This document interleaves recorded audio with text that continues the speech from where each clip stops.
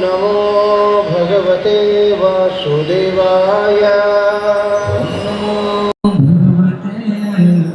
वासुदेवाय। ओम नमो भगवते वासुदेवाय।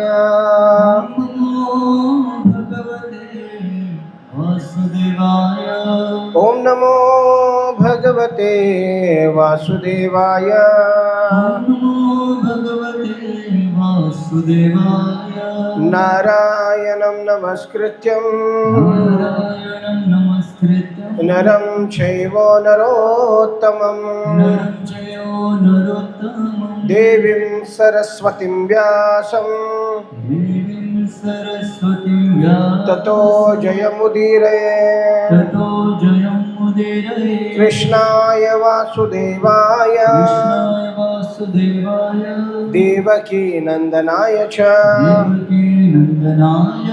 नंदगोपकुमाराय गोविंदाय नमो नमः। नमो विष्णुपादाय कृष्ण प्रेष्ठाय भूतले श्रीमते भक्ति वेदांत स्वामी निधि नामिने। नमस्ते सरस्वती देवे गौरवाणी प्रचारिणे निर्विशेष शून्यवादी पाश्चात्य देशतारिणे। नमो महावदन्याय कृष्ण प्रेम प्रदायते कृष्णाय कृष्ण चैतन्य नामिने गौरतुषे नमः। हे कृष्णा करुणा सिंधो दीनबंधो जगत्पते गोपेश गोपिका कांत राधा कांत नमस्तुते। तप्त कांचन गौरांगी राधे वृंदावनेश्वरी वृषभानुसुते देवी प्रणमामि हरिप्रिये। वाञ्छाकल्पतरुभ्यश्च कृपा सिन्धुभ्येव च पतितानां पावनेभ्यो वैष्णवेभ्यो नमो नमः। जय श्री कृष्ण चैतन्य प्रभु नित्यानंद श्री अद्वैत गदाधर श्रीवासादि गौर भक्त वृंदा। हरे कृष्णा कृष्णा कृष्णा हरे हरे हरे राम राम राम हरे हरे। हरे कृष्णा कृष्णा कृष्णा हरे हरे हरे राम राम राम हरे हरे।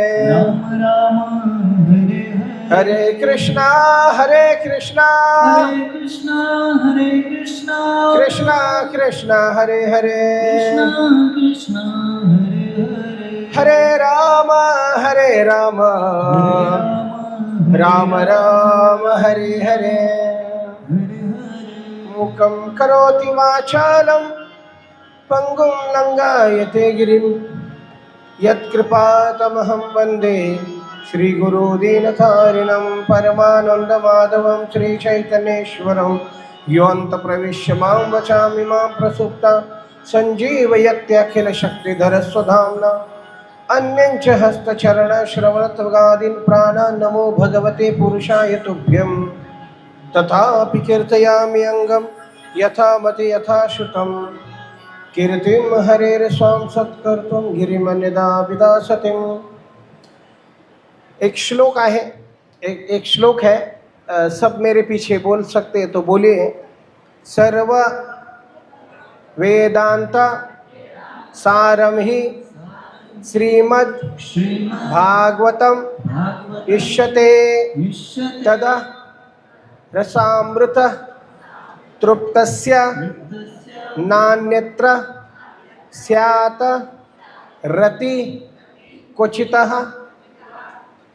तो सारे वेदों का जो सार है वो श्रीमद् भागवत है, और श्रीमद् भागवत में अगर किसी को रति लग गई या रस प्राप्त हो गया तो फिर इस संसार का कोई भी तुच्छ रस उस व्यक्ति को आकर्षित या फंसा नहीं सकता, उसको डुबा नहीं सकता।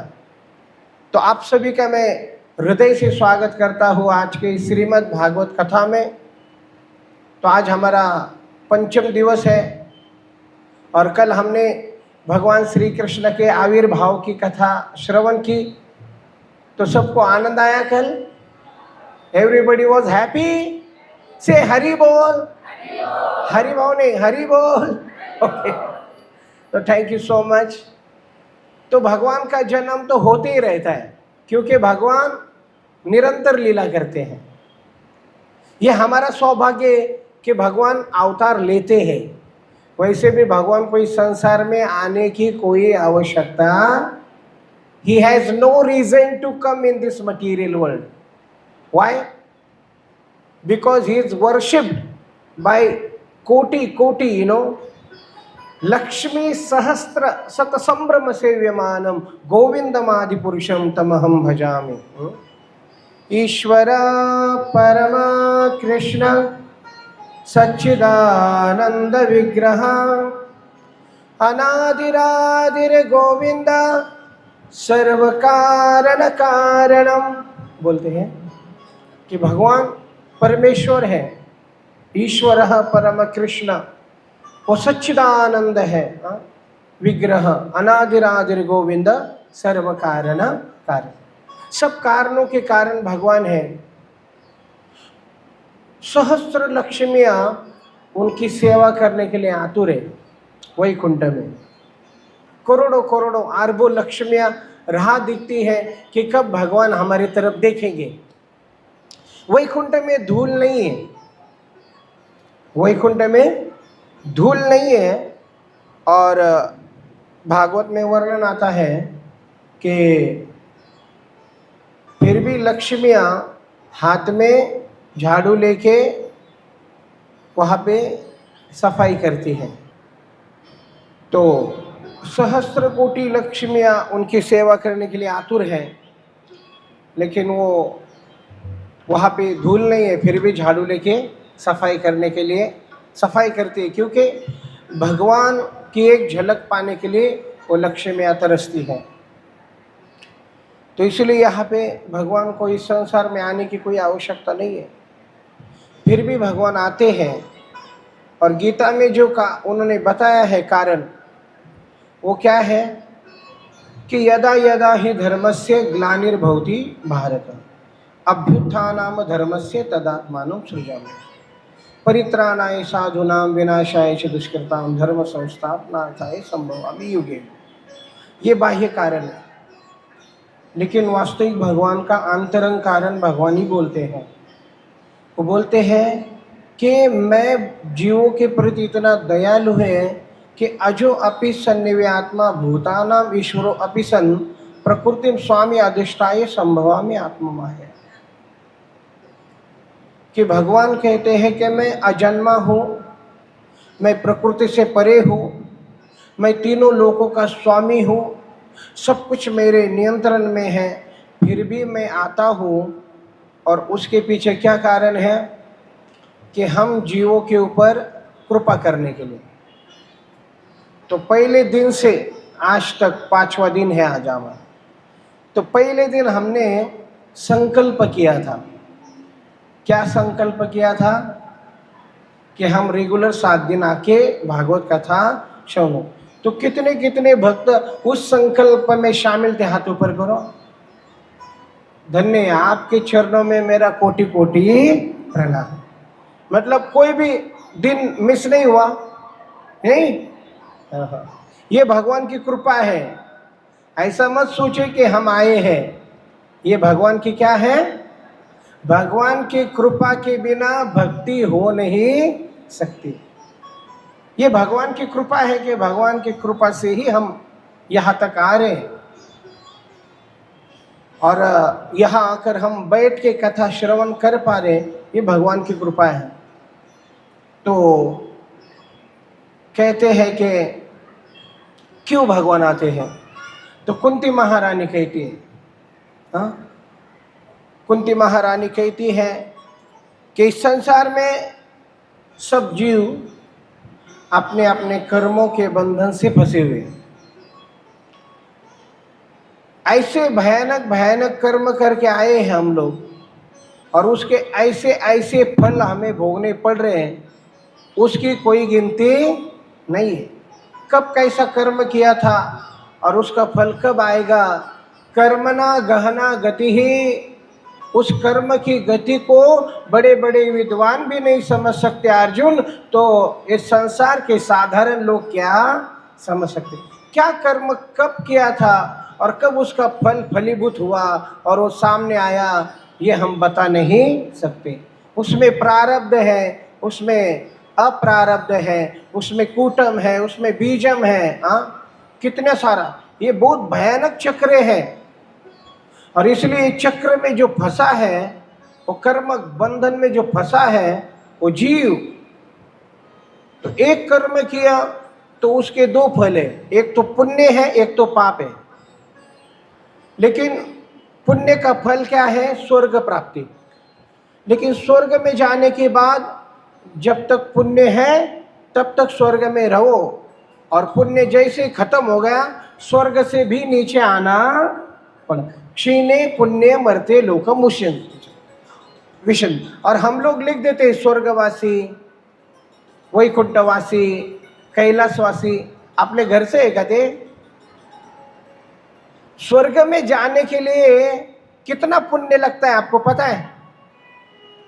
स्वर्ग में जाने के लिए पुण्य चाहिए, 100 अश्वमेध यज्ञ करना चाहिए। कितने? 100 अश्वमेध यज्ञ, हाँ, 100 अश्वमेध यज्ञ करने पड़ते हैं। और एक अश्वमेध यज्ञ करने के लिए उसका प्रोसेस क्या है, उसका विधि क्या है? बोलते हैं कि जो सम्राट है, जिसको अश्वमेध यज्ञ करना है, बहुत ध्यान से सुनिए। जिनको बहुत इच्छा है ना स्वर्ग में जाने की, वो सुनिए। हमें स्वर्ग में नहीं जाना है, हमें कहाँ जाना है? गोलोक धाम। कहाँ जाना है? गोलोक। ये उच्च संत तुकाराम महाराज बोलते हैं, आम्ही वैकुंठवासी आलो ह्याच कारणासी। तो ये हमारा गोल होना चाहिए। We want to go to Golok Dham, जो हमारा वास्तविक घर है। वैकुंठ धाम हमारा वास्तविक घर है। वहाँ से हम इस संसार में आए और इस कर्म बंधन में फंस गए, नाना योनियों में भ्रमण कर रहे हैं। कभी कुत्ता, कभी बिल्ली, कभी गधा, कभी चूहा। 84 लाख एक एक योनि, कोटि कोटि फेरा। कितने करोड़ों करोड़ों जन्म गए। अभी स्वर्ग में जाने के लिए अश्वमेध यज्ञ का बता दो। कहते हैं कि जो सम्राट है उसको ना पहले घोड़ा लाना पड़ता है। घोड़ा, उसकी पूजा करके उसको छोड़ो, और वो घोड़े को छोड़ने के बाद वो पूरे विश्व का भ्रमण करके अगर वो वापस आता है राजमहल में, पूरे विश्व का भ्रमण करके, तब जाके वो विश्व विजेता कहलाता है। और तब उसको अधिकार होता है कि वो अभी अश्वमेध यज्ञ कर सकता है। एक अश्वमेध यज्ञ के लिए इतना बड़ा प्रोसेस है। एक घोड़े को छोड़ो, पूरे विश्व में घूम के आएगा।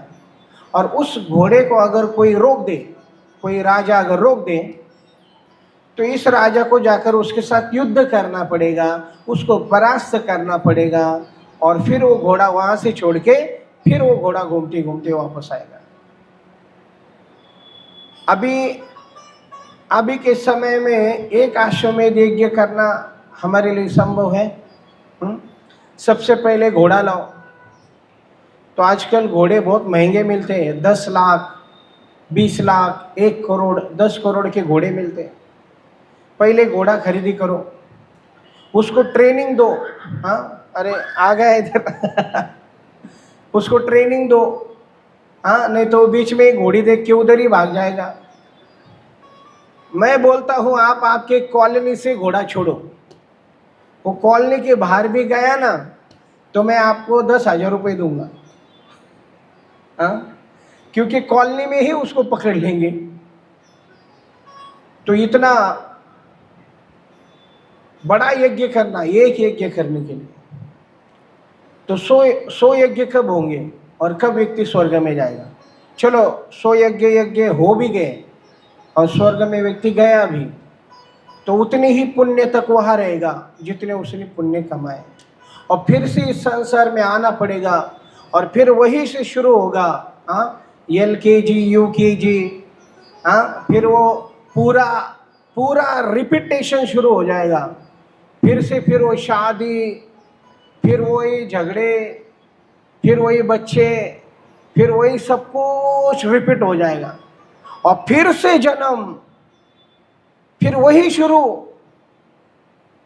फिर जन्म, पुनः पुनः चरिविता चरवनाना।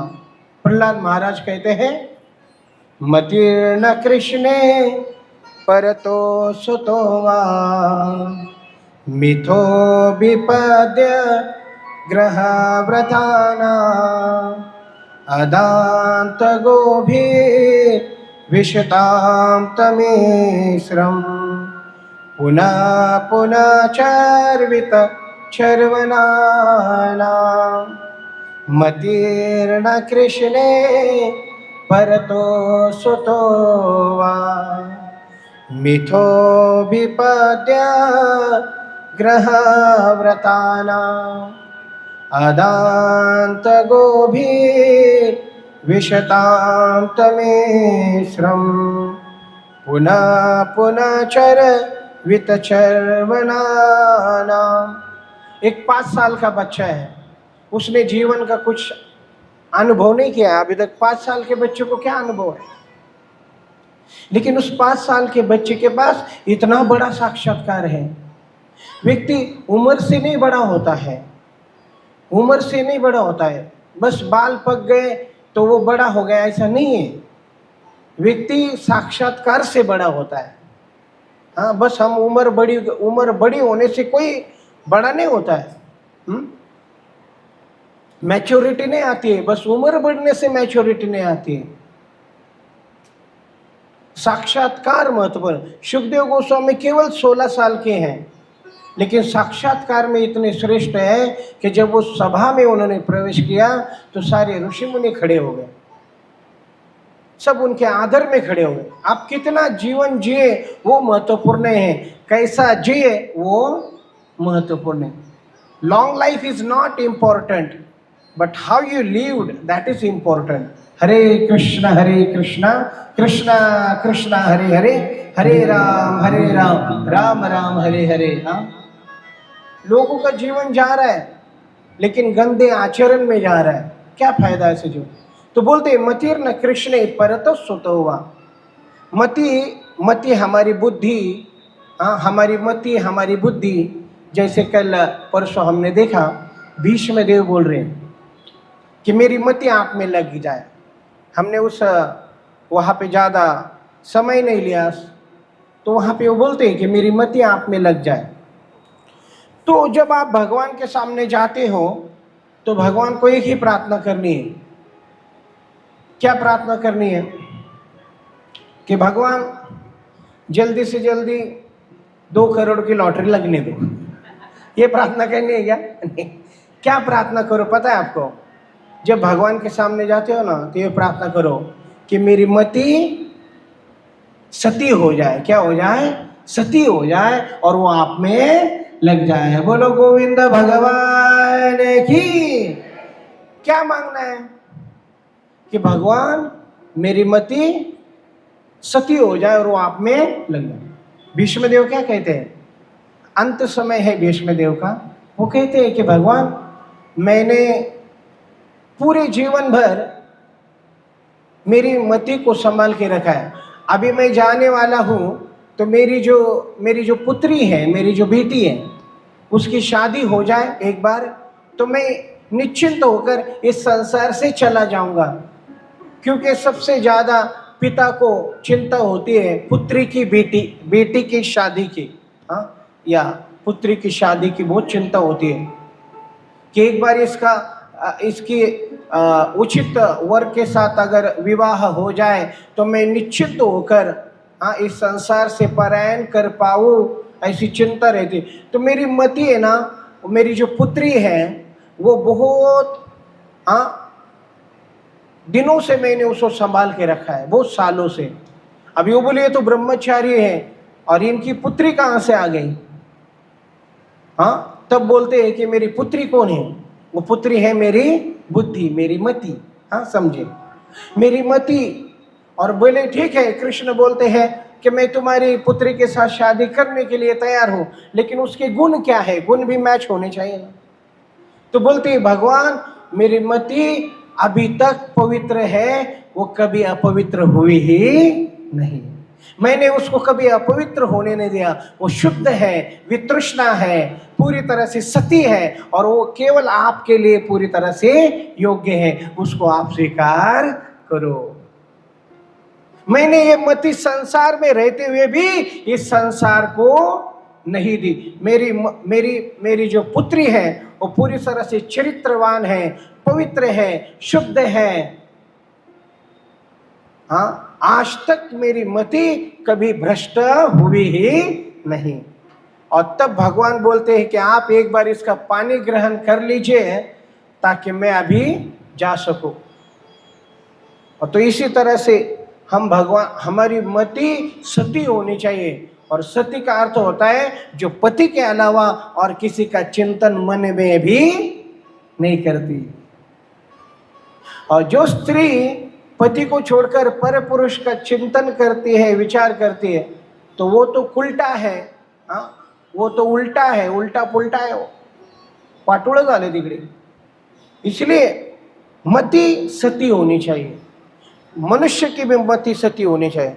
इसलिए जीवन में कुछ हो ना हो, बोलो, जीवन में कुछ हो ना हो, चरित्र होना चाहिए, चरित्र होना चाहिए।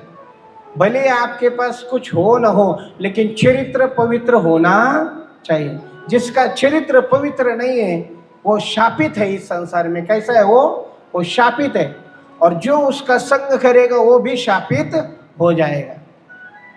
इसलिए मति का चरित्रवान होना बहुत जरूरी। और वो मति का चरित्रवान होना मतलब आजकल लोग क्या बोलते हैं, पहले बोलते थे कि character is lost, everything is lost, नहीं, wealth is lost, nothing is lost, health is lost, something is lost, but character is lost, everything is lost.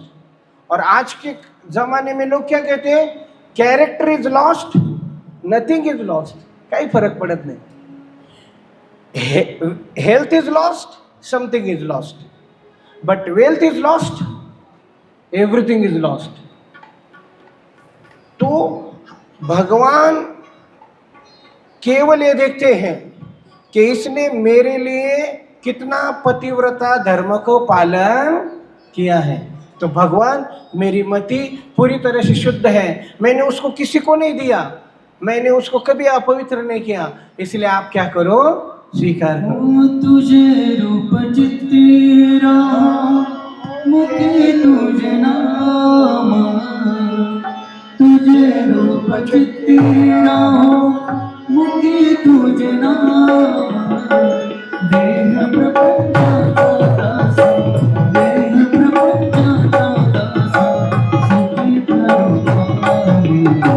सुखी करो काम, तुझे रूप चित्तीरा तुझे रूप चित्तीरा मुखे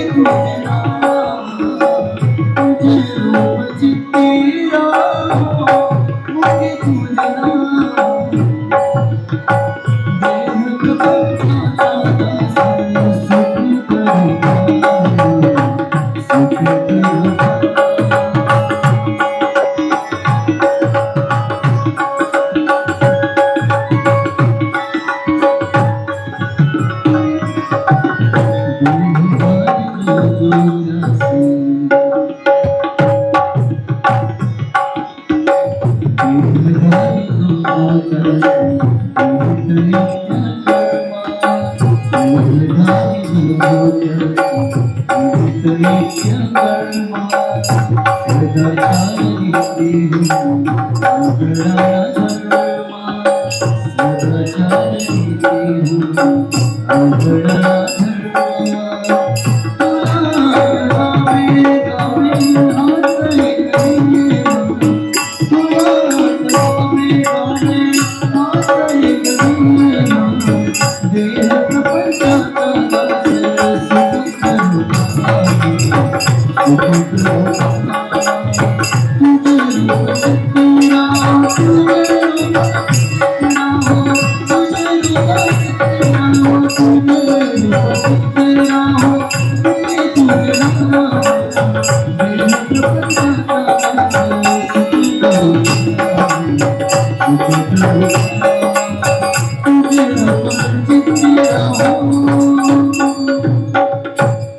श्री कृष्ण भगवान की।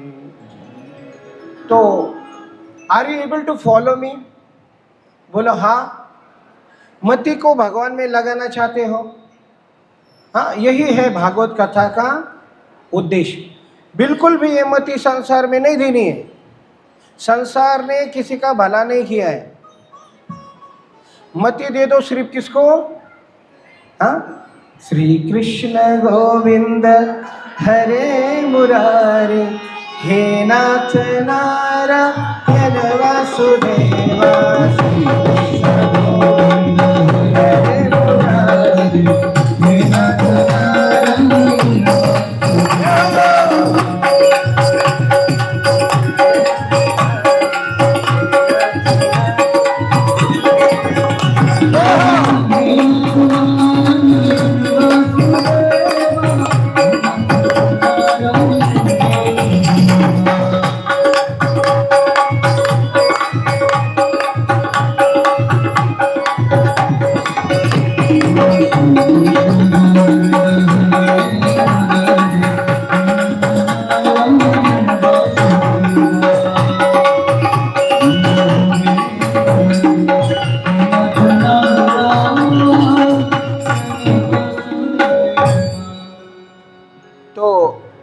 How many of you are ready to surrender your mati to Krishna?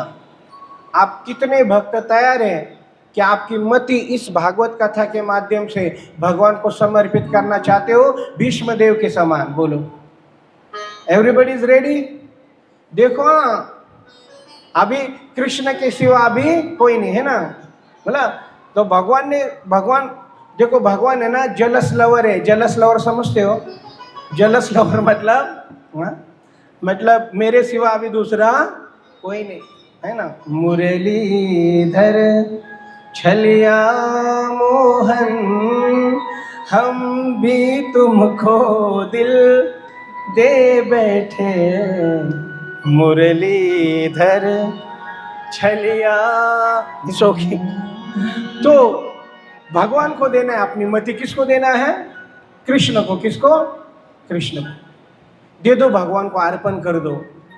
हाँ, ले लो भगवान, ये मति आपकी है, आप ले लो, आप संभालो। ये हमारी ये सब संपत्ति आप ले लो। संपत्ति नहीं, मति। संपत्ति रहने दो आपके पास। हाँ? वैसे भी हम देने वाले नहीं है ना। एक लड़के को पूछा स्कूल में कि तुम्हें कौन सा बुक अच्छा लगता है?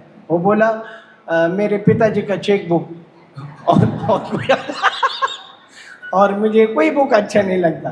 ठीक है, हाँ ठीक है। तो मति भगवान में दे दो। हाँ, ये मति सरेंडर कर दो। भगवान सरेंडर का अर्थ ये बोलते हैं कि आपके घमंड को मुझे दे दो, आपकी मति मुझे दे दो। मन मना भव मद भक्तो मद्याजी मां मुस्कुरो। हाँ, हमने मोबाइल को मति दे दी है। हमने अभी हमारी मति मोबाइल को दी है। मोबाइल हमारे साथ खिलवाड़ कर रहा है, वो हमको मैनिपुलेट कर रहा है, वो घुमा रहा है। क्या बोलते हैं उसको? Mind reading. क्या कर रहा है? माइंड रीड कर रहा है। मोबाइल माइंड रीड करता है, आप समझ रहे हो? तो एम आई राइट? हाँ, तो वो मोबाइल आपको वही चीज़ें दिखाता है कि जिस चीज़ों से आप गुजर रहे हो या जो इच्छाएं आपकी है। तो you are totally controlled by mobile, totally controlled है। आपकी स्वतंत्रता पूरी छीन ली गई है। और आप मोबाइल की दुनिया में खो गए हो और श्याम सुंदर को भूल गए हो, और अंत में कहाँ जाओगे? अगला जन्म मोबाइल की दुकान में हो जाएगा, उधर मोबाइल रिपेयरिंग करने के लिए। इसलिए ये बहुत सीरियस मैटर है, it is very serious matter. अगर इस जन्म में नहीं हुआ ये मिशन कंप्लीट तो फिर पता नहीं कितने जन्म लेने पड़ेंगे। इसलिए मति को भगवान को दे दो।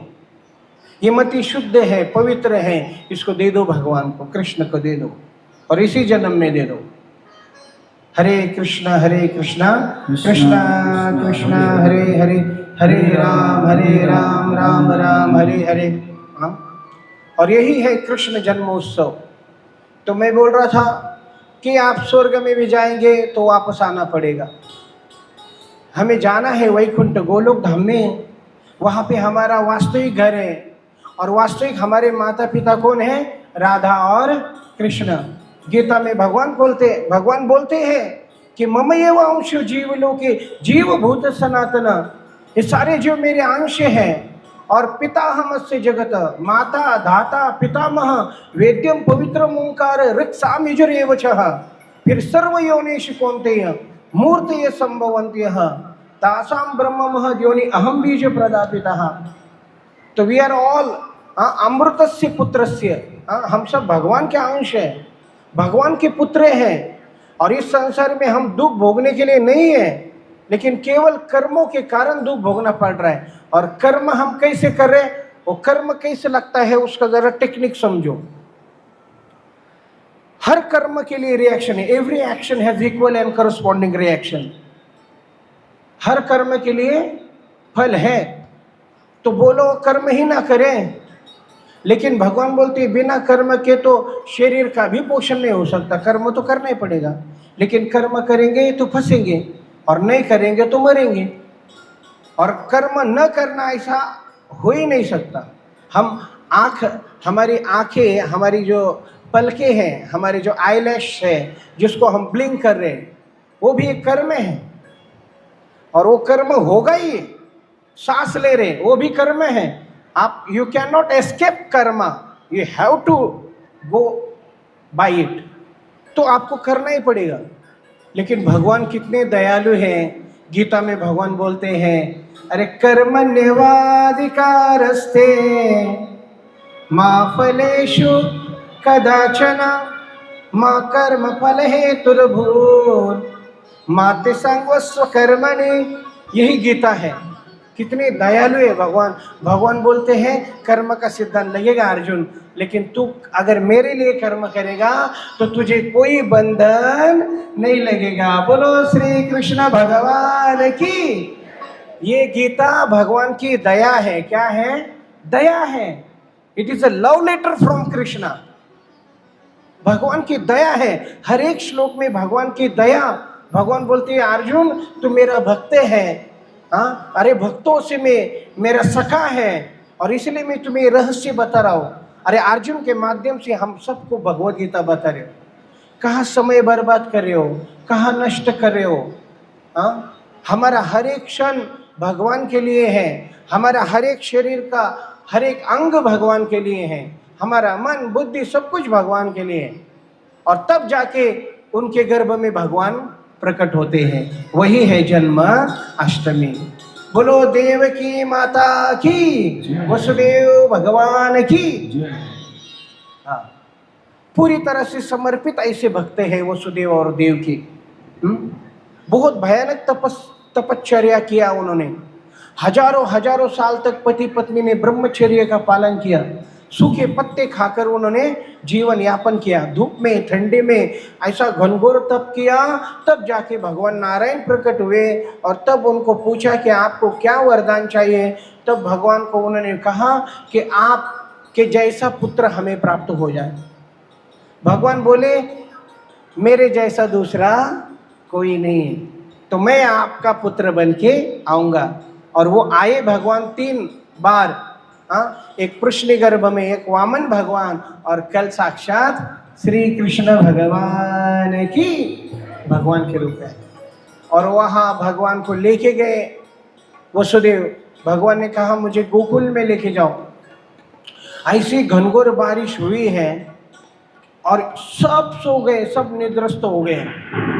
और भयानक बारिश में वसुदेव एक टोकरी में भगवान को लेके जा रहे। उसी समय अनंत शेष आकर छत्र का काम करते हैं और वो भयानक उफान आ रहे हैं नदी में, और ऐसी भयानक नदी अक्राल रूप लेकर बह रही है। लेकिन वसुदेव को कोई चिंता नहीं, वो आगे बढ़ते जा रहे, आगे बढ़ते जा रहे। और तभी नदी ने उनको मार्ग दिया और वसुदेव आगे गए। वहाँ पे सारे लोग सो गए हैं, यशोदा माता भी सोई है, और यशोदा माता ने एक पुत्री को जन्म दिया है। और फिर वसुदेव वहाँ पे गए, उस बच्चे को रखा, उस नीलमणि को रखा और उस पुत्री को उठाकर वापस आ गए। जैसे आ गए वो कारागृह में प्रवेश किया तो कारागृह के सारे दरवाजे बंद हो गए और सारे सैनिक उठ गए, फिर से अंधेरा हो गया। तो इसका क्या अर्थ है कि जैसे भगवान हमारे जीवन में आते हैं, हमारे जीवन का सारा अंधेरा दूर हो जाता है और हमारी सारी बेड़ियाँ टूट जाती है और सारे दरवाजे खुल जाते हैं और हम भगवान के धाम में वापस। भगवान को जैसे ही उठाया सारी बेड़ियाँ खुल गई। और यहाँ पे जब उस बच्ची को उठाया, उस छोटी सी बच्ची को उठाया तो लेके आ गए तो फिर से बेड़ियाँ लग गई। मतलब वो कौन थी? वो दुर्गा थी, वो माया थी। कंस को जैसे ही पता चला, कंस दौड़ते दौड़ते आया और बोला, देवकी ये पुत्र को मुझे दे दो। तो उसने कहा, भैया ये पुत्र नहीं, ये तो पुत्री है। हाँ भैया, आपने मेरे 6 सूर्य के समान तेजस्वी पुत्र को मारा है, इस बच्चे को छोड़ दो। इस बच्चे ने कुछ भी गुनाह नहीं किया, तुम्हारी हत्या किसी पुत्र के द्वारा होने वाली है, ये तो पुत्री है और मैं वचन देती हूँ कि ये आपकी बहू बनेगी, इसको तो माफ कर दो। बोला, देवकी वो भले पुत्र हो या पुत्री, वो 8वां गर्भ है, ऐसे ही छीना घसीटा। और जैसे ही छीन के लिया वो हवा में घुमाने लगा, जैसे ही घुमाया वो बच्ची आकाश में उड़ गई और अष्टभुज रूप लेके भवानी वहां पे प्रकट हो गई। बोलो दुर्गा माता की। शस्त्र अस्त्र लेके प्रकट हो गई। बोले, मूर्ख कंस, अरे तू इनके ऊपर इतना अत्याचार कर रहा है और तू मुझे मार के तुझे क्या मिलने वाला है? तेरा तो हत्या करने वाला कहीं प्रकट हो चुका है। तो तुरंत कंस ने उनको क्षमा मांगी, देव के वसुदेव को क्षमा मांगी। और फिर यहाँ पे जब सुबह हुई, नंद महाराज गोदोहन के लिए बैठे हैं और तभी उनकी बहन सुनंदा आई। बोली, नंद बाबा की। अब बोले, नंद बाबा आपको प्यारा प्यारा नीला नीला लाला भयो है। बोलो नंद के आनंद भयो। और जैसे ही नंद बाबा को पता चला कि इतने वर्षों के बाद मेरी इच्छा पूरी हुई है, मेरे घर में साक्षात पर ब्रह्म श्री कृष्ण आए हैं, वो बेहोश होकर गिरे। फिर सुनंदा ने उनको उठाया, बोले उठो चलो। फिर होश में आ गए। फिर बोले, क्या हुआ? बोले, लाला हुआ है। फिर से बेहोश हो। फिर उठे, क्या हुआ? बोले, लाला हो गए। फिर से बेहोश हो गए। फिर उठे, फिर बोले, क्या हुआ? बोले, अभी नहीं बताओगे, पहले चलो चलो। फिर दौड़ते दौड़ते दौड़ते गए। यशोदा माता सोई है और कृष्ण बाजू में है।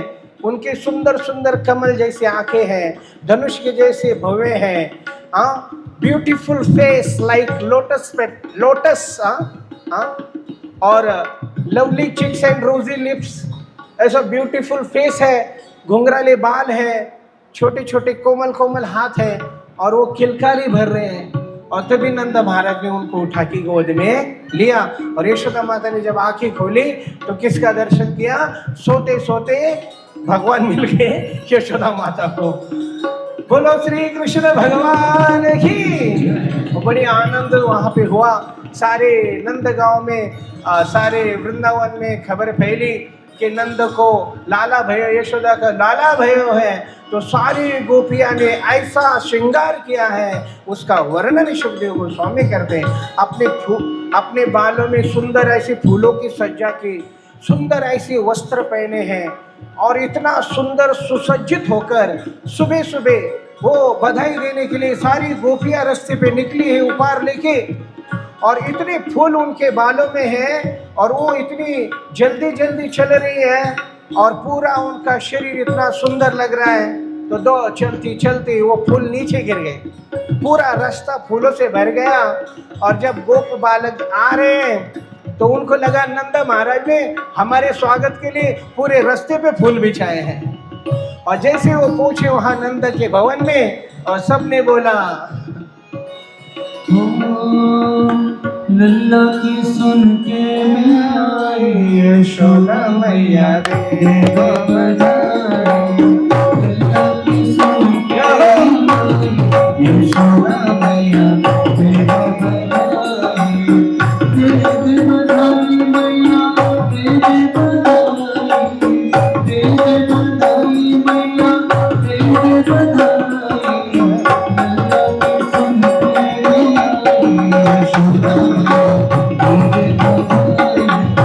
लल्ला की सुन के आई यशोदा तेरे बधाई।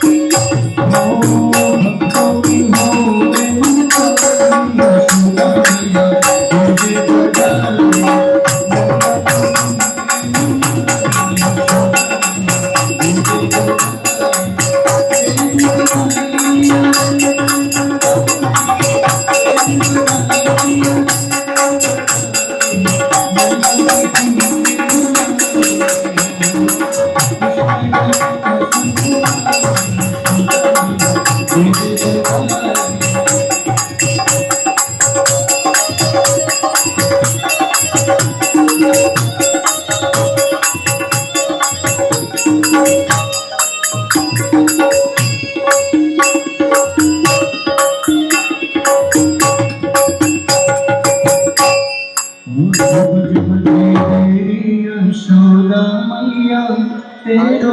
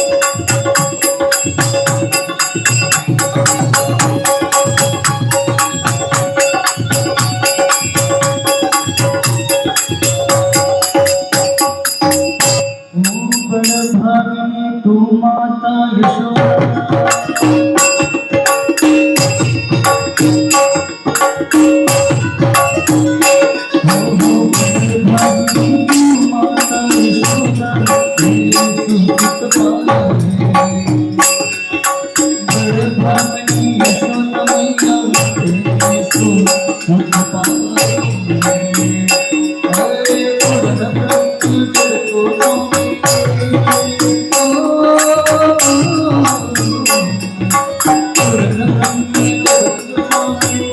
अरे पूर्ण ब्रह्म तेरे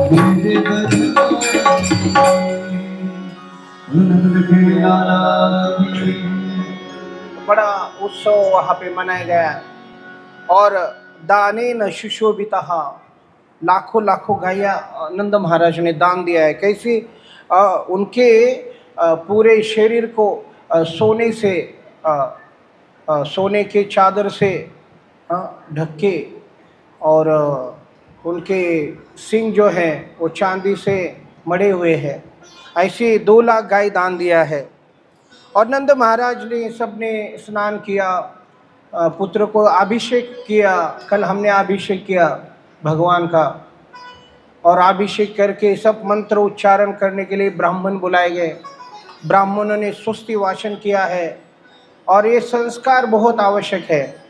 तो भागवत में शुभदेव गोस्वामी कहते हैं स्नानेन शरीर, स्नान से शरीर शुद्ध होता है। क्या? शरीर पवित्र होता है। और संस्कार से गर्भ पवित्र होता है। तो अगर संस्कार से संस्कार करके अगर गर्भ नहीं होता है तो वो अवांछित संतान जन्म लेते हैं। तो तपे इंद्रिय शुद्ध, तप से इंद्रिय शुद्ध हो जाती है। दानेन द्रव्य, जब हम दान देते हैं तो हमारा जो धन है वो शुद्ध हो जाता है। और बहुत बड़ी बात बोलते हैं शुभदेव गोस्वामी, अभी इसको सुनो। आप समझ रहे हो? आपको समझ में आ रहा है कि क्या करने से शुद्ध होता है? स्नान से शरीर शुद्ध होता है, संस्कार से गर्भ शुद्ध होता है, और तप से इंद्रिय शुद्ध हो जाती है, और दान से द्रव्य शुद्ध हो जाता है, और संतोष से मन शुद्ध हो जाता है। हाँ, by satisfaction our mind gets purified. तो जीवन में संतोष होना बहुत आवश्यक है। हाँ, आज लोग अशांत है कि शांत है? हाँ, अशांत है, शांत है। आपके पास है शांति? हाथ ऊपर करो। अरे है ना, 5 दिन से आपको शांति कर रहा हूं मैं अभी तक शांत नहीं हुए, है ना? आपके पास असली शांति है, बोलो है। क्यों? क्योंकि आपके पास श्याम सुंदर है, कृष्ण है आपका। तो जिसके पास कृष्ण है वो कैसे अशांत होगा? और जिनके पास कृष्ण नहीं है, राधा रानी ने, वो हमेशा अशांत है। तो संतोष, आज लोग संतोष में नहीं है। अभी कौन से मार्केट में, दुकान में शांति मिलती है? हाँ, आप जाके बोलो कि भाई 5 किलो शांति दे दो, या 10 किलो शांति ले दो। हाँ, घर में हमेशा अशांति का वातावरण रहता है। जिस घर में भगवान की पूजा नहीं होती है, जिस घर में भगवान के लिए भोग नहीं बनता है, जिस घर में भजन नहीं होता है, कीर्तन नहीं होता है, वो घर में कभी शांति हो ही नहीं सकती। वहाँ पे हमेशा एक तनाव भरा वातावरण रहेगा, एक अशांत वातावरण रहेगा, एक नेगेटिविटी वहाँ पे रहेगी और बहुत ही डार्कनेस वहाँ पे रहेगा। तो उस वातावरण में जो लोग हैं वो भी ऐसे ही डिप्रेशन में रहेंगे। हाँ, इसलिए घर में निरंतर भगवान का भजन, कीर्तन, भक्ति, सेवा, भोग, वो घर ही मंदिर बन जाना चाहिए। घर को मंदिर बनाना चाहिए और तब वहाँ पे आनंद ही आनंद है, शांति। ये 3 चीजें समझो तो शांति आ जाती है। क्या? भोक्ता राम यज्ञ तपसा सर्वलोक महेश्वरम सुहृदम सर्वभूतानां ज्ञात्वा माम शांतिर्मुच्यते। शांति में, हाँ, तो शांति ऐसे प्राप्त होती। तो क्या होता है? संतोष से मन शुद्ध होता है, सेटिस्फैक्शन। और आत्मविद्येन आत्मा, ये आत्मज्ञान से आत्मा शुद्ध हो जाता है, आत्मा पवित्र हो जाता है आत्मज्ञान से। तो इस तरह से सारे ब्राह्मणों ने उस बच्चे को, भगवान को आशीर्वाद दिए और जो भाट है उन्होंने ऐसे गीत गाए भगवान के लिए, मधुर मधुर गीत गाए। पूरा नंद जो गांव है, नंद गांव पूरा सजाया हुआ है और ये सारी जो गोपियाँ आई है वहाँ पे, सारे जो गोप आए हैं, उन्होंने वहाँ पे बहुत ही सुंदर नंद उत्सव किया है। तो एक प्रकार का जो उत्सव है ये नंद उत्सव, उसको ऐसे मनाया जाता है। दही, घी और जो मक्खन होता है, हल्दी, फिर उसमें चंदन, ये सब मिक्स किया जाता है और फिर वो मटके में भरा जाता है और वो एक दूसरे के ऊपर फेंक रहे हैं। क्या कर रहे हैं? एक दूसरे को क्या फेंक रहे हैं? दही, घी, हल्दी, चंदन, मक्खन, सब मिक्स करके। तो आजकल so called today's people, they think we are very advance, हम बहुत आगे बढ़े हुए हैं और ये सब अनपढ़ लोग हैं। पहले क्या था? कुछ नहीं था। यहाँ का भागवत में बताया है कि कितना ऐश्वर्य था उनके पास। दूध, दही, मक्खन फेंक रहे थे एक दूसरे के आंख के ऊपर। आज हम लोग, वो भी शुद्ध प्योर गाय का, वो भी मंथन करके निकाला हुआ। आजकल हम दुकान में जाएंगे तो कुछ भी शुद्ध मिलता है? मिलता है क्या? नहीं मिलता है। एक बार हम एक जगह पे गए थे तो उन्होंने बताया उनकी कॉलोनी में एक लड़की ने आत्महत्या किया और क्या पिया उसने? जहर पिया था और जहर पिया, वो मरी ही नहीं। फिर डॉक्टर के पास गए, बोले वो जहर डुप्लीकेट था। मतलब आजकल जहर भी शुद्ध नहीं मिलता है। इतनी अवस्था खराब हो गई। एक व्यक्ति रस्सी लेके फांसी लगाने गया, रस्सी टूट गया। नकली रस्सी था। वो ट्रेन पे गया आत्महत्या करने के लिए तो ट्रेन लेट आ गई। वो प्लान चेंज हो गया। और कलयुग में कुछ भी शुद्ध नहीं है।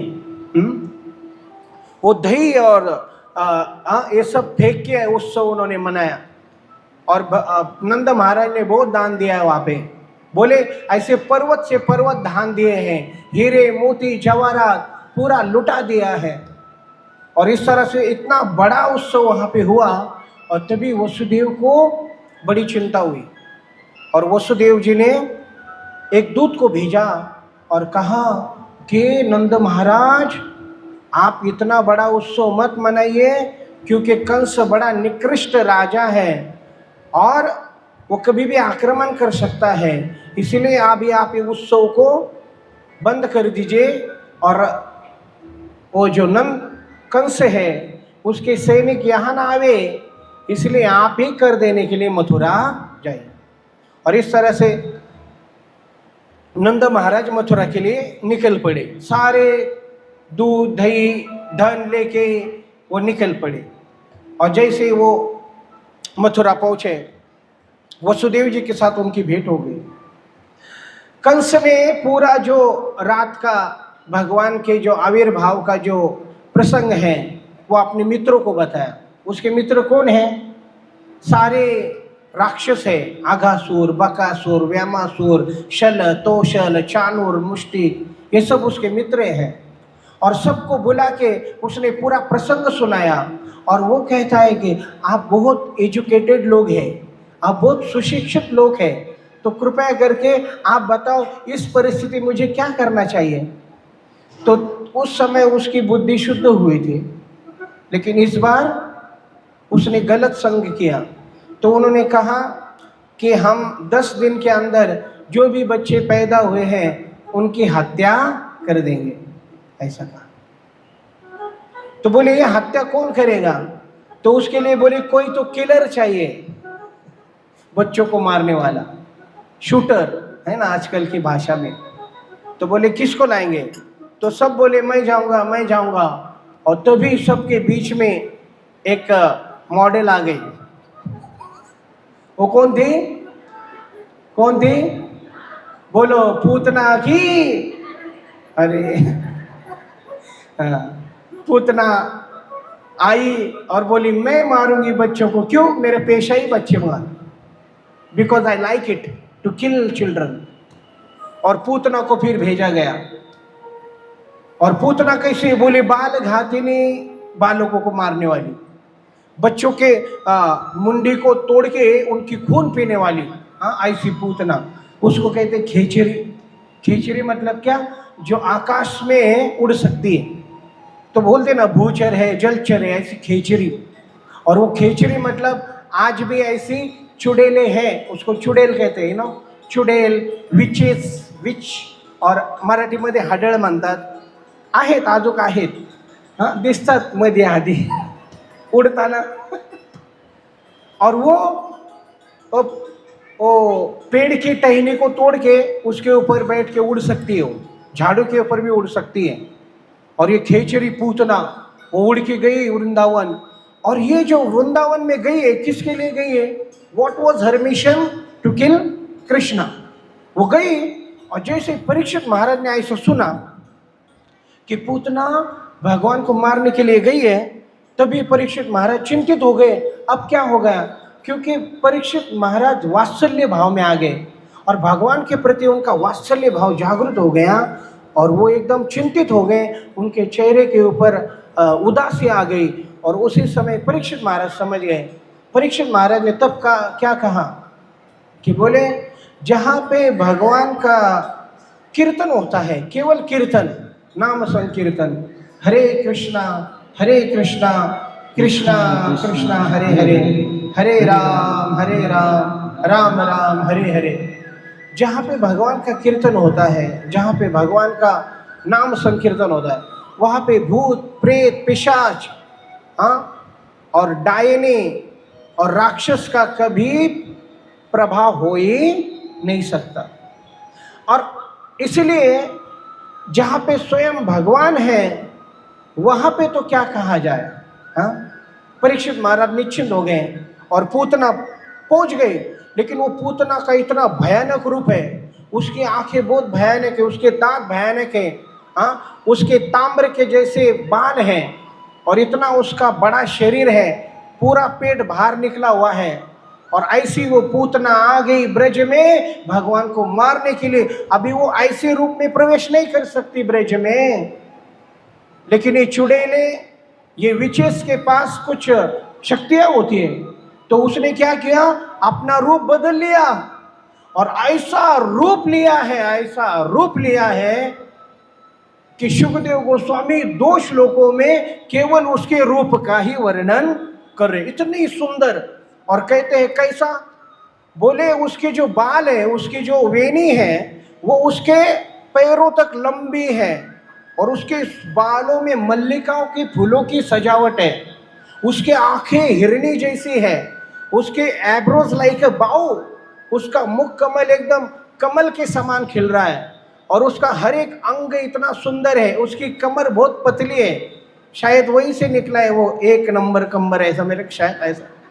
तो और वो पूतना ने प्रवेश किया और हाथ में उसके कमल है, और ऐसे चल रही है पूतना कि ऐसा लग रहा है कि जैसे गज गामिनी चल रही है, जैसे कभी हिरनी चल रही है, कभी लगता है कि मोरनी चल रही है। और सारे ब्रजवासी उसको देखकर घायल हो गए और उसको देखने के लिए सब जमा हो गए, और सबको ऐसा लगा कि अप्सरा, क्या लगा सबको? अप्सरा आ गई, उनको लगा अप्सरा आ गई। सब बोले ये इतनी सुंदर कौन है, सब उसको देखने के लिए सब आ गए सेल्फी निकालने के लिए उसके साथ, और वो भी ऐसी घूम रही है, चल रही है। और फिर उसने पूछा कि नंद बाबा का घर कहाँ है? सब बोले आओ मैं दिखाता हूँ।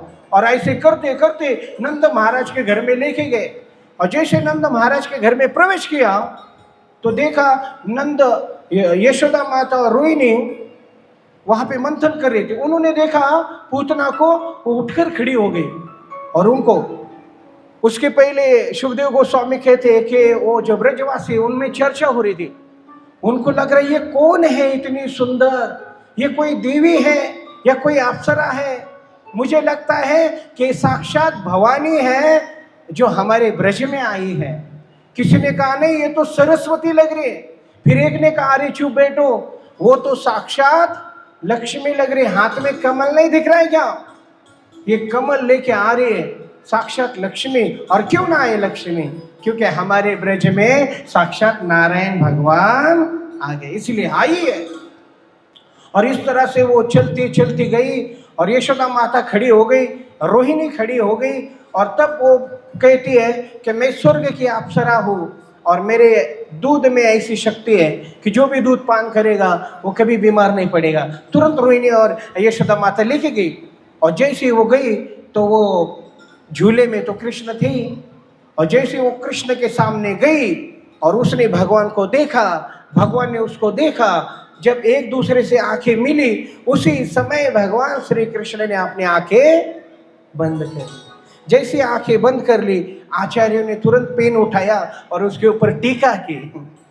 कृष्ण के हर एक कार्य इतना वंदनीय है, इट इज अ ग्लोरियस। तो तुरंत टीका। बोले क्यों आंखें बंद की? तो कुछ बोलते हैं कि भगवान ने आंखें बंद इसलिए की कि उन्होंने बच्चों की हत्या की थी, इसलिए भगवान उसका मुख नहीं देखना चाहते थे। कोई एक कारण बोलते क्योंकि अभी पहले स्त्री को ही मारना पड़ रहा है, इसलिए भगवान ने आंखें बंद की। कोई बोलता है कि वो अपने स्तन पे कालकूट जहर लगा के आई थी, और भगवान बोले मैं तो जहर पीता नहीं हूँ, मैं तो लोनी माखन खाता हूँ। तो आंखें बंद करके शिव जी को ध्यान किया, बोले शिव जी आप जहर पियो, फिर मैं इनके प्राण खींचूंगा। इस तरह से कोई कहता है कि भगवान ऐसे बोलते हैं कि आंखों में आंखें डाल के देखने से प्रेम होता है, तो बोले इसके आंखों में आंखें डाल के देखूंगा तो प्रेम हो जाएगा, फिर मार नहीं पाऊंगा, इसलिए आंखों में आंखें डाल के नहीं देखना चाहिए। तो इसलिए भगवान ने आंखें बंद कर दी। किसी ने और एक कारण बताते हैं कि भगवान इतना क्रोधित थे उसके प्रति कि इतना नीच कार्य करने के लिए आई है, इसलिए भगवान ने आंखें बंद करी। और उसने क्या देखा? उसने जब भगवान को देखा तो उसको लगा ये तीनों लोकों का स्वामी साक्षात परब्रह्म है, ये मेरी मृत्यु है। और इस तरह से जैसे सोचा उसने गोद में उठा लिया। और प्रभुपाद कहते हैं जैसे अंधेरे में कोई सांप को रस्सी समझ के उठा ले, ऐसे ही पूतना ने अपने काल को ही उठा लिया। और जैसे उठा लिया और वो इतना प्रेम करने लगी, बोले मेरे लाला, मेरे कृष्ण, मेरे कन्हैया, तू भूखा है, तुझे भूख लगी है। और तुरंत उसने दूध पिलाना शुरू कर दिया। वो इतना प्रेम से मेरे कान्हा, मेरे लाला। यशोदा और रोहिणी बोल रही है कि ये इसकी असली माँ लग रही है, हम लोग तो खाली टाइम पास कर रहे, कितना प्रेम है इसके अंदर। और जैसे ही पूतना ने अपना स्तन भगवान के मुख में दिया, भगवान ने विष भी पी लिया, भगवान ने दूध भी पी लिया। अभी आचार्य बोलते वो तो माँ नहीं बनी थी, फिर दूध कैसे था? तो आचार्य कहते कि उस समय उसने भगवान को जब उठाया, उसी समय उसके हृदय में वात्सल्य का भाव भी आया, और उसी समय दूध भी आया और तुरंत भगवान ने दूध भी पी लिया और फिर भगवान ने उसके प्राणों को खींचने का शुरू किया। और जैसे प्राण खींचने लगे, जोर से खींचने लगे, वो जोर जोर से चिल्लाने लगी, तड़पने लगी, पसीना पसीना हो गई और बोलने लगी, मुंच मुंच, छोड़ दे छोड़ दे छोड़ दे। लेकिन एक बार भगवान किसी को पकड़ ले तो वो छोड़ते नहीं। आप इसे डिसाइड कर लो, भगवान को पकड़ना आता है, छोड़ना नहीं आता है। और फिर वो दौड़ी दौड़ी जोर से, गई जंगल में, फिर उसका वो भयानक रूप प्रकट हो गया और उसी से भगवान ने उसके प्राण खींच लिए और वो धड़ाम करके गिर गए। बोलो पूतना की, बोलो श्री कृष्ण भगवान की जय, बोलो जय, जय करते रहो, जय करते रहो, जय हुई।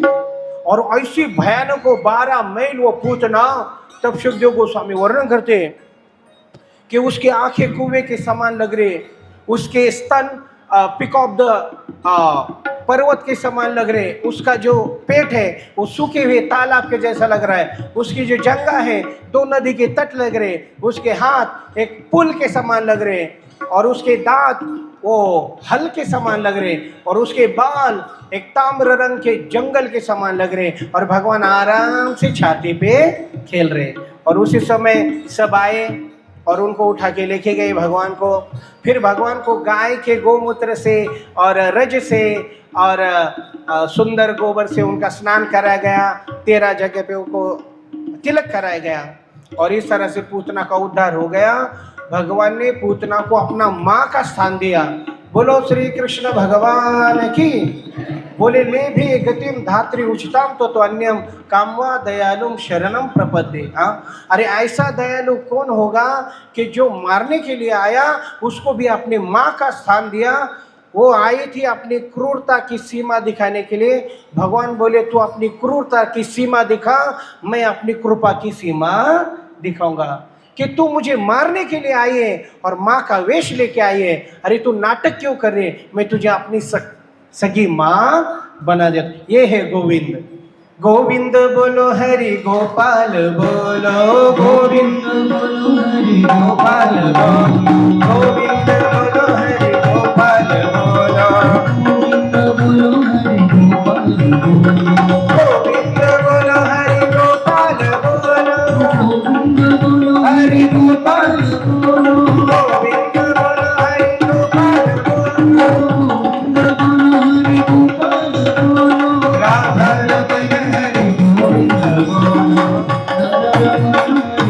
बोलो, राधा रमण हरि गोविंद बोलो। अरे नाटक भी किया भक्ति का, क्या नाटक भी किया तो भगवान बोलते मैं उसको स्वीकार करता हूं। Even if you do drama I will take as a reality. That is Krishna. Krishna इतने पॉजिटिव है, इतने पॉजिटिव है कि पद्म पुराण में एक कथा आती है कि एक बार एक वेश्या थी। वेश्या कौन थी? प्रोस्टिट्यूट। और वो जब मर गई तो सीधा वैकुंठ में गई। तो पद्म पुराण में पूछा, उसने पूछा मैं इतनी शरीर को बेचने वाली, मेरा शरीर अपवित्र है, मेरा मन अपवित्र है और मैं वैकुंठ में कैसे आई भगवान? तो वो भगवान बोलते देखो तुम एक बार रास्ते से जा रही थी और पान खाती हुई जा रही थी ना, और तुमने थूका था ऐसा एक दीवार पर। बोले हाँ। बोले वो जो दीवार थी ना वो मेरी मंदिर की थी, तो तुमने मेरे मंदिर को रंग दिया इसलिए मैंने तुम्हें वैकुंठ दिया। मैं आपको आइडिया नहीं दे रहा हूँ, नहीं तो कल बोलेंगे प्रभु जी ने बोला था, कल जाके ऐसा मत करो। मैं बोल रहा हूँ कि कृष्णा कितने पॉजिटिव हैं। Even if you are negative, अगर आप नेगेटिव हैं लेकिन कृष्णा पॉजिटिव है। आपके अंदर कितनी भी नेगेटिविटी हो लेकिन कृष्ण के अंदर बिल्कुल नेगेटिविटी नहीं है। इसलिए आप कृष्ण के पास जाओ, इसलिए आपको पूरा पॉजिटिविटी आ जाएगा। इसलिए कृष्ण हमेशा पॉजिटिव सोचते हैं और इस संसार के लोग हमेशा नेगेटिव सोचते हैं। तो कृष्ण के पास जाओ, वो हमेशा पॉजिटिव। युद्ध में भी वो हंस रहे हैं, हंसते हुए गीता बोल रहे हैं कि अर्जुन नेगेटिव सोच रहा है लेकिन कृष्ण पॉजिटिव सोच रहे। वो पॉजिटिविटी बता रहे वहां पे, तू लड़ेगा, तू युद्ध करेगा, मैं मानता हूं। तो दैट इज कृष्णा। तो उसको माँ ले भी गतिम धरात्री उचला। अभी ये बहुत मधुर भगवान की लीलाएं हैं। हाँ, 6 दिन के थे भगवान, कितने? 6 दिन के थे। और ऐसे ही फिर आगे भगवान की बाल लीलाएं शुरू होती हैं। बोलो गोविंद भगवान की। और फिर धीरे धीरे भगवान बड़े हो गए और फिर उनकी पूरी टोली जमा हो गई और फिर वो माखन चोरी करने लगे। तो माखन चोरी लीला शुरू करने लगे। तो सुखदेव गोस्वामी शुरू करते हैं, बोले एकदा गृहदासीषु यशोदानंद गेहिनी। सिंह संभजन। हरे कृष्ण कृष्ण कृष्ण कृष्ण हरे हरे हरे राम राम राम हरे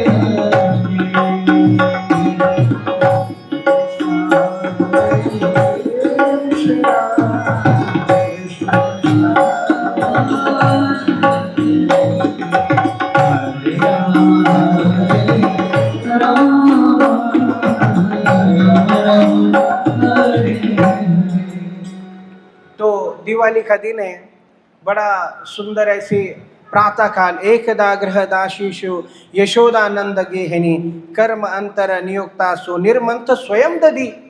आज स्वयं माता यशोदा दही मंथन के लिए बैठी है और सुखदेव गोस्वामी उसका वर्णन करते हैं कि सुबह सुबह प्रातः काल का समय है और उस कक्ष में दिए लगाए हुए हैं और उस दिए में वो जो यशोदा माता है उसका वर्णन करते हैं कि केसरी रंग की साड़ी पहनी है और एक जो साड़ी का जो कोना है ऐसे कमर में खोसा हुआ है, उसके बाल इतने सुंदर हैं, फूलों से सजे हुए हैं, उसका मुख इतना सुंदर है और उसके मुख के ऊपर परिश्रम के कारण श्वेत बिंदु पसीने की बूंदें आई हैं और वो दिए के प्रकाश में, वो गोल्डन लाइट में उनके जो श्वेत बिंदु है वो मोतियों के समान चमक रहे।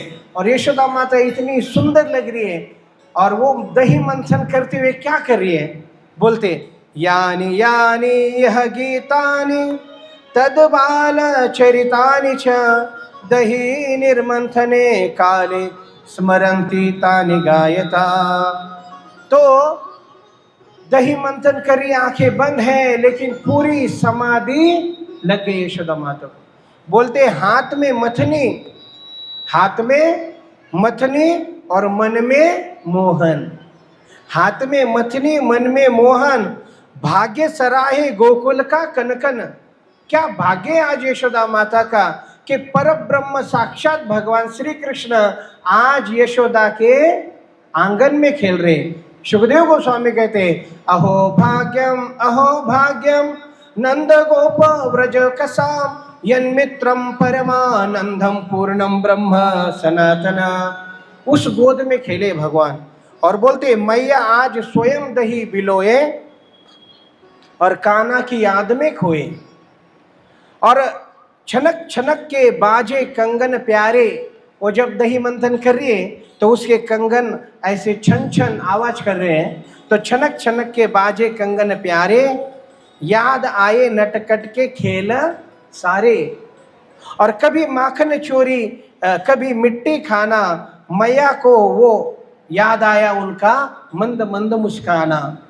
और कहते हैं कि दही मंथने की हर एक तान पर गीत फुटते कन्हैया के नाम पर।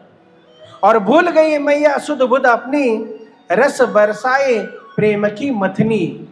और इस तरह से पूरी समाधि लग गई यशोदा माता को और यशोदा माता पूरी तरह से तल्लीन हो गई। और प्रभुपाद जी लिखते हैं कि समाधि की सबसे श्रेष्ठ अवस्था है कि हाथ में काम है, मुख में नाम है और मन में शाम है। बोलो श्री कृष्ण भगवान की। तो ये अल्टीमेट समाधि है। तो इसलिए काम करते रहो, नाम जपते रहो, काम छोड़ने की कोई आवश्यकता नहीं है। तो दही मंथन करते करते, भगवान का याद करते करते, उसी समय भगवान एक कक्ष में सो रहे थे, वो चल के वे आए वहां पे आए तो उन्होंने मथनी पकड़ ली। जैसे मथनी पकड़ ली तो यशोदा माता को बहुत आश्चर्य हुआ। तो बोले आज तक इतना दूध है हमारे पास, इतना दही है, ये हुआ क्या था कि यशोदा माता के पास बहुत कंप्लेंट्स आई थी, बहुत शिकायतें आई थी। सारी गोपियां आती थी, बोलती थी यशोदे एक तो तू रहे, एक तो हम रहेंगे। बोले क्या हुआ? बोले तेरा कृष्णा, ये तेरा काना इतना परेशान कर चुका है कि अभी हमारी रहने की इच्छा नहीं। बोले क्या करता है? बोले क्या नहीं करता पूछो। अरे जब वो सुबह हम दूध लेने के लिए जाते हैं, हाँ, वो सुबह सुबह हमसे जल्दी उठकर सारे बछड़ों को छोड़ देता है और सारे बछड़े दूध पी लेते हैं, और हम जब जाते हैं दूध लाने के लिए एक बूंद भी नहीं मिलता है, और हमारी सास को लगता है हमने पी लिया, क्या करें। और इतना मेहनत करके हम मक्खन बनाते, दही बेलते हैं, और ये आता है अपने मित्रों के साथ और सारा चोरी करके ये लोग खाते हैं। तो बोलती है छुपा के क्यों नहीं रखते हो? बोले क्या छुपाओ, तुम ऐसे गहने पहनाती हो, उसके गहनों के प्रकाश में उसको सब कुछ दिख जाता है। बोले ठीक है फिर गहने निकाल लेती हो। बोले कोई फायदा नहीं, ब्रह्म ज्योति जिसके शरीर से निकलती है क्या उसको छुपा सकते? फिर यशोदा माता बोलती फिर ऊपर क्यों नहीं लटकाती हो?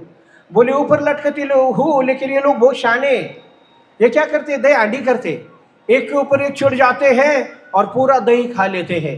और कभी कभी ऐसा एक टोकदार कोई लकड़ी लेके आते हैं और उस मटकी को नीचे से फोड़ते हैं और बारी बारी से पीते हैं।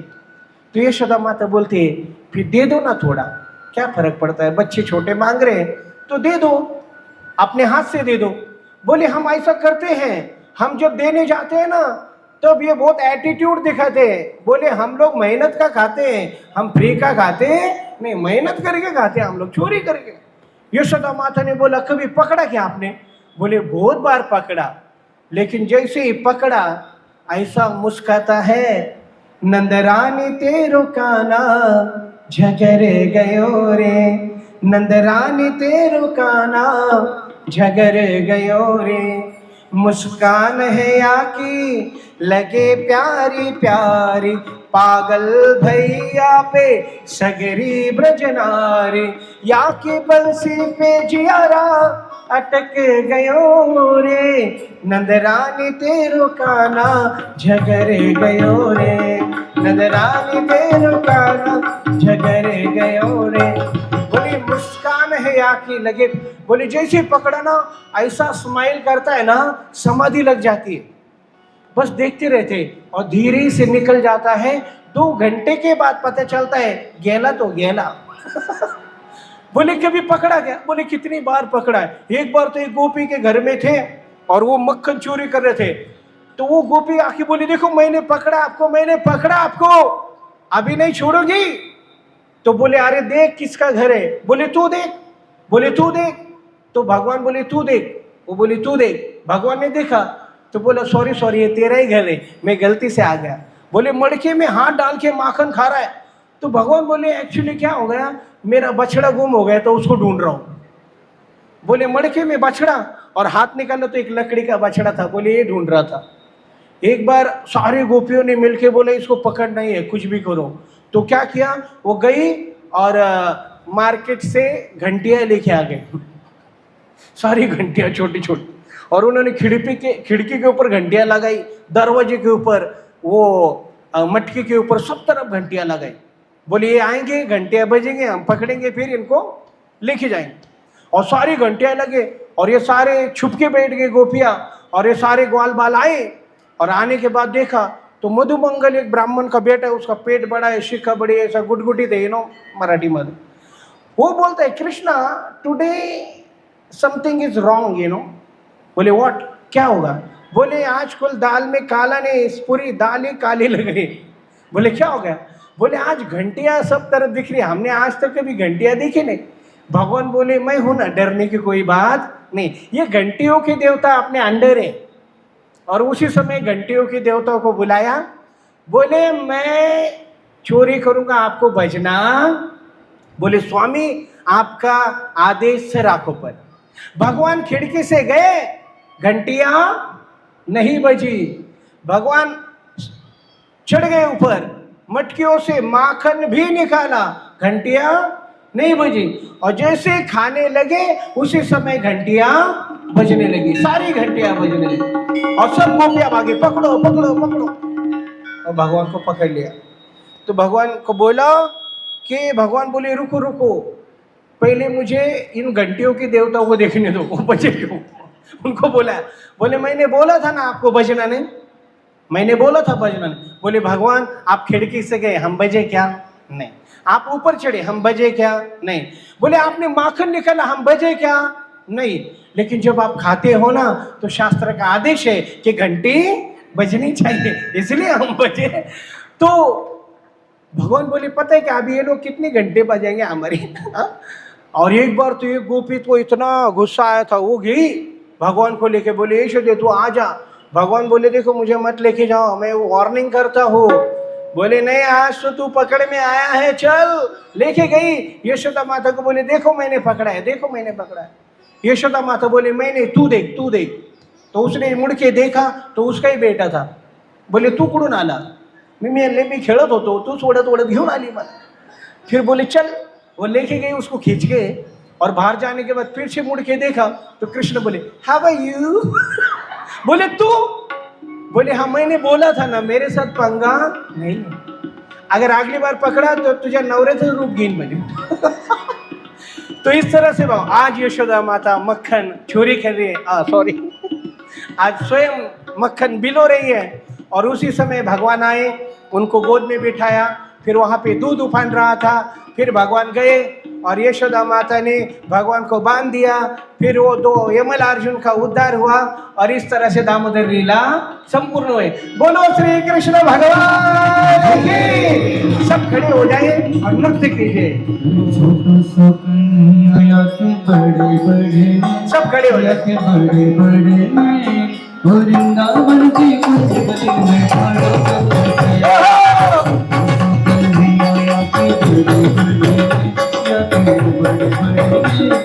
वृंदावन की कुंडली में खड़ो पटायो गयोरी पटायो गयोरी पटायो गयोरी मेरे अंगना मदन से पटायो गयोरी।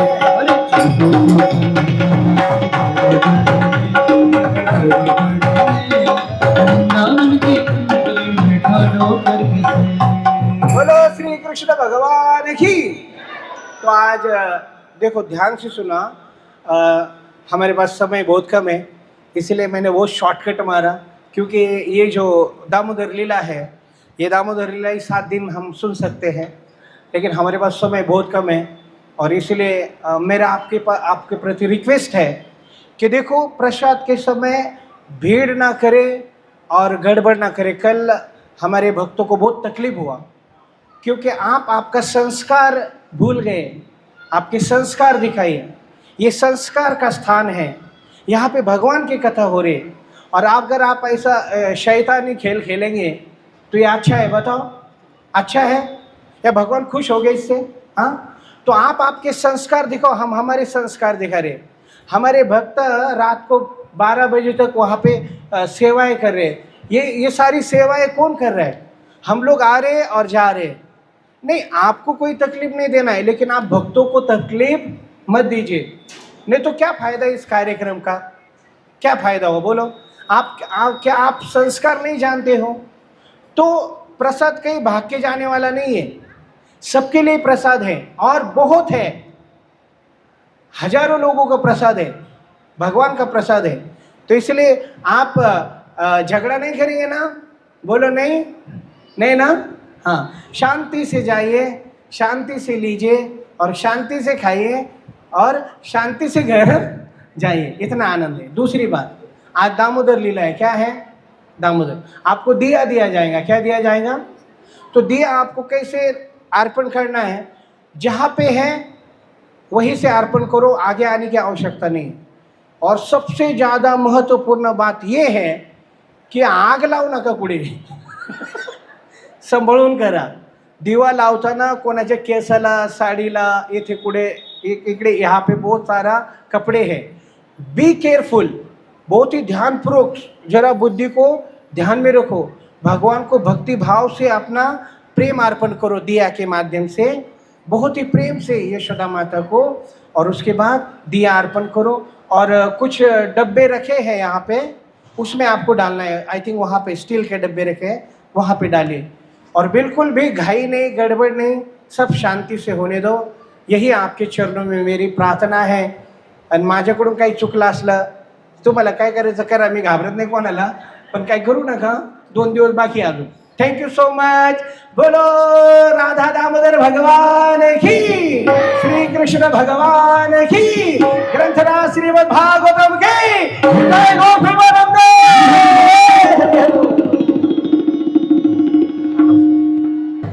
अभी हम यहाँ का जो आज का जो उत्सव है, आज का जो फेस्टिवल है, जैसे प्रभु जी ने अभी कहा दामोदर लीला है, और हम यहाँ पर दामोदर अष्टकम गाएंगे और ये लीला के बारे में प्रभु जी बताएंगे। अभी भी थोड़ा बहुत बताया उन्होंने। और हम प्रयास करेंगे कि ये लाइट्स ऑफ करेंगे और भगवान के ऊपर जब आप दिया जलाएंगे, अर्पण करेंगे, तो पूरा ध्यान पूरे तन मन से भगवान को प्रार्थना करेंगे कि मैं आपको ये दिया अर्पण कर रहा हूँ या अर्पण कर रही हूँ, और जो भी आपको मांगना है, आपको प्रार्थना करनी है, वो आप पूरे तन मन से अपने दिल के कोनों से, दिल के तहे दिल से, deep recesses of your heart आप भगवान से मांग सकती हैं। और अभी दिया, जैसे प्रभु जी ने कहा, जो हम पद्धत अपनाएंगे, सिस्टम अपनाएंगे, आप अपनी ही जगह बैठना, ध्यान से सुनिए, बच्चे लोगों को कंट्रोल कीजिए, ये डिस्टर्ब कर रहे हैं। आप अपनी ही जगह रहना, क्लियरली सुनिए। हमारे वॉलंटियर्स आपको अपनी जगह पर दिया देंगे, लाके देंगे। उसके बाद दिया जलाया जाएगा। आप एक दूसरे से जोत जलाते रहो और उसके साथ प्रेम की गंगा बहाते रहो। दिए जलाने के बाद, दिया अर्पण करने के बाद, दिया किधर नहीं डालना, ये ध्यान से सुनिए। हमारे वॉलंटियर्स आके दिया कलेक्ट करेंगे आपसे, वो लेके जाएंगे। आप दिया किधर डालने के लिए नहीं जाना। और आजू बाजू में भी, क्योंकि सेफ्टी का ध्यान रखना है, हमें सिक्योरिटी का ध्यान रखना है। किसी को, क्योंकि साड़ियाँ हैं पास में है, क्योंकि बहुत कंजस्टेड है, काफ़ी सारे लोग हैं, तो साड़ी का ध्यान रखना, आजू बाजू का ध्यान रखना, जैसे प्रभु जी ने कहा बालों का ध्यान रखना।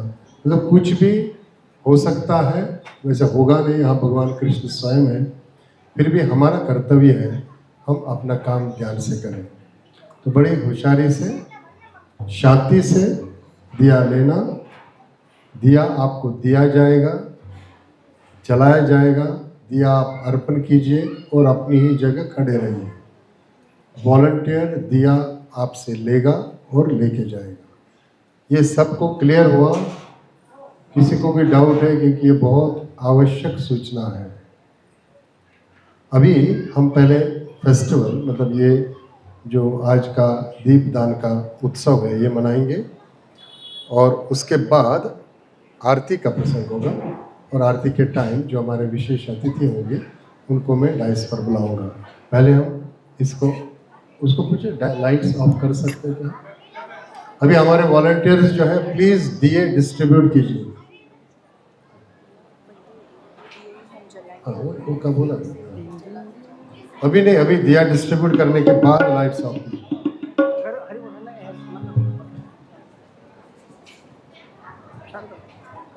दामोदर लीला सबको मालूम ही रहेगी कि भगवान कृष्ण को ओखली से बांधती है यशोदा माई, और उसको रस्सी से बांधती है पूरा। और हर समय वो रस्सी बांधती है तो 2 उंगली का फर्क पड़ता है, और फिर से बांधती है, फिर अड़ोस पड़ोस की रस्सी लाती है, रस्सी बढ़ाती है, फिर बांधती है, 2 उंगली का फर्क पड़ता है।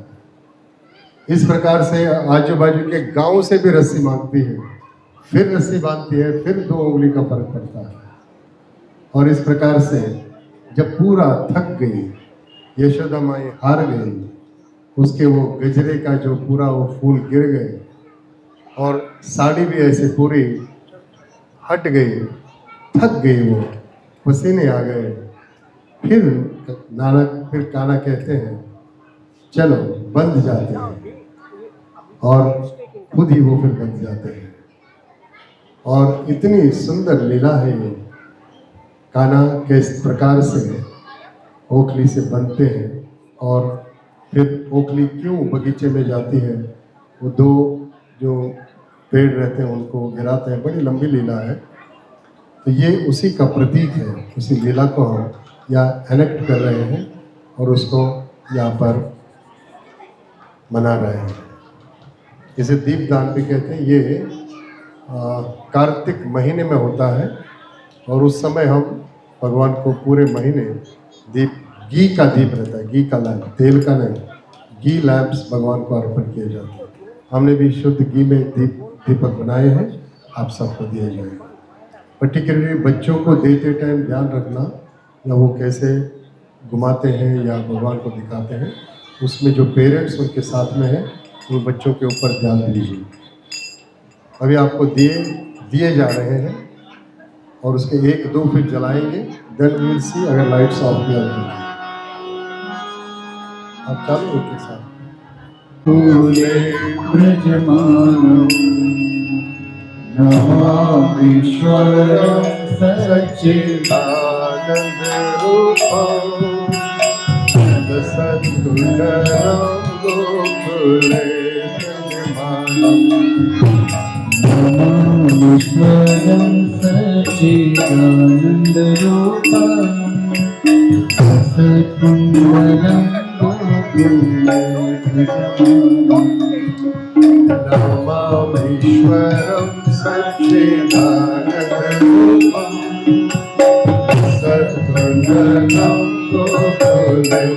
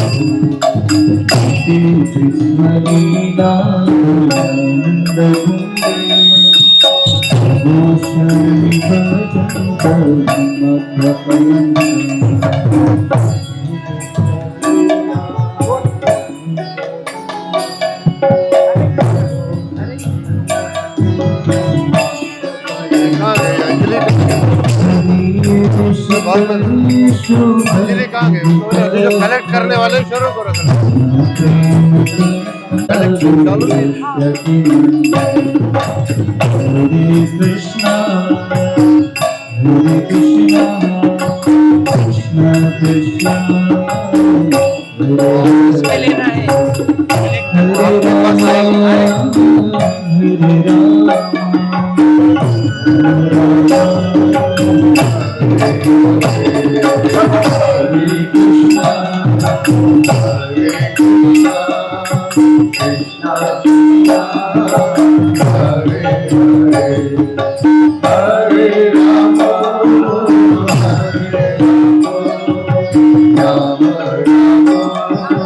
Hare